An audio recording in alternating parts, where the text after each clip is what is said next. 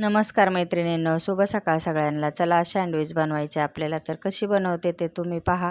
आणि तुम्हाला जर एकदम डिटेल रेसिपी पाहिजे असेल ना, तर मोठ्या व्हिडिओमध्ये जाऊन तुम्ही पूर्ण पाहू शकता.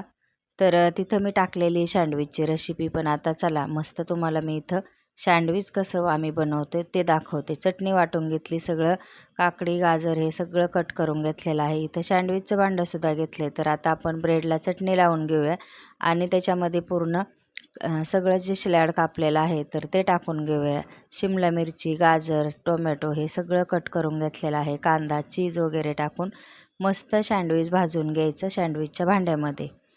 तर खायला पण खूप हेल्दी आणि अजिबात ऑइली वगैरे नाही, त्याच्यामुळं खूप असं पौष्टिक आहे. तर चला मग, चॅनलला सबस्क्राईब केलं नसेल करून घ्या आणि डिटेल व्हिडिओ पाहायचा असेल तर वैशाली नाकाडे यूट्यूबवर सर्च करून तुम्ही पाहू शकता. चला मग परत भेटूया पुढच्या व्हिडिओमध्ये.